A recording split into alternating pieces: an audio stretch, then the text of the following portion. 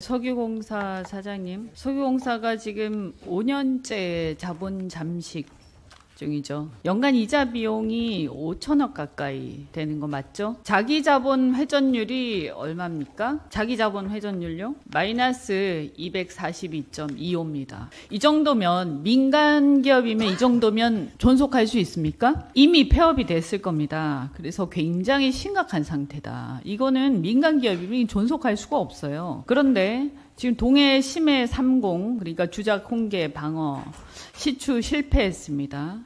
책임진 사람 있습니까? 없죠. 어떤 일이 실패를 했으면 책임을 져야 되는 거 아닙니까? 근데 어떻게 아무도 책임을 안 집니까? 저는 이거 문제가 있다고 생각을 해요. 그죠? 그래서 투자금 1,840억 원을 날렸는데요. 여기서 지금 탐사 성공률 얘기하는데 20% 지금 이번 액트지오사가 유망구조 20% 얘기를 해요. 그 탐사 성공률을.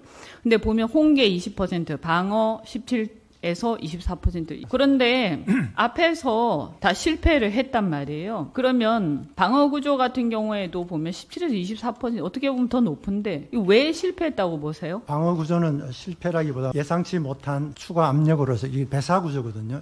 어쨌든 실패잖아. 안 나왔으면 실패지. 결과적으로 실패 아닙니까? 타겟 그 깊이까지. 어쨌든 결과적으로 실패한 겁니다. 그죠? 예. 설명을 하신 거죠. 왜 실패를 했는지. 실패 아니라고 말씀하시면 그건 아니고. 그래서 지금 사람들이, 의원님들이 이렇게 계속 얘기를 하는 거예요. 왜냐면 앞에서 계속 실패를 했으니까 또 실패하면 안 되지 않겠습니까? 그 다음에 홍계 같은 경우에도 마찬가지고요. 이것도 탄화수소 같은 경우에 이미 있다라는 얘기까지도 했었어요. 그런데도 실패를 했고, 결과적으로 보면 투자 유치 같은 경우에도 방어는 투자 유치를 못했고요. 홍계는 했지만 결국 철수를 했어요. 아까 우드사이드가 철수한 게 유망성이 없어서 철수한 게 아니다라고 하셨는데, 그게 합병을 했을 때 우리가 보통 합병하면 실사하지 않습니까? 합병할 때요. 만약에 진짜 경제성이 있고 유망하면 당연히 그거 합해가지고 인수하지, 그 배제하지 않습니다. 그건 뭐 사업하는 사람들 상식적인 거 아닙니까? 자, 사장님. 이사회 그래서 올해 초에 이거 관련해가 지금 이 액트지오하고 유망성 평가 추가 용역 계약 체결을 하기 전에 지금 1월 달고 요 사업 관련해가지고 얘기를 하는데 사장님이 이렇게 얘기하세요. 그래서 저희들이 주의해야 되는 것은 지금 최소한 50은 시추해 봐야 되고 장기적으로 봐야 한다는 겁니다. 만약에 언론에 나온다 할지라도 워낙 넓은 지역이니까 이쪽 지역에 굉장히 유망한 구조가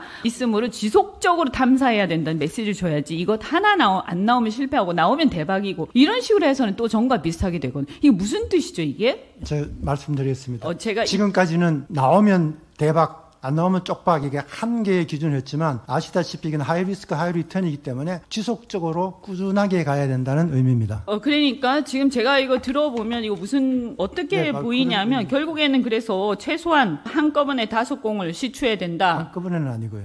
이쪽 지역에 굉장히 유망한 구조가 있으므로 지속적으로 탐사해야 된다. 네, 지속적으로 라는 메시지를 줘야 된다. 이 뜻이잖아요. 네. 그러니까 하나씩 하면 안 되고 지속적으로 해야 된다. 이런 메시지를 줘야 된다. 이런 뜻 아닙니까? 지속적으로 꾸준하게 1년에 했다가 지금 정책이 자꾸 바뀌어서 1년에 했다가 그 다음에 그만두고 나중에 다시 또 올라온 이게 그러니까 그 말이 그 말이잖아요. 말이죠. 그래서 지금 5개의 공을 갖다가 최소한 계속해야 된다 이렇게 들리는데 또 보겠습니다. 8강구 6-1강구 북부지역 14보고서 평가 내용을 보면 여기에 부정적 측면이 많습니다. 여기 탐사 리스크 높고 탐사 자원량이 부족하다. 시추 구조 대상으로 적절치 않다고 결론을 내리고 있어요. 이거 14보고서 봤습니까? 예, 그 반대.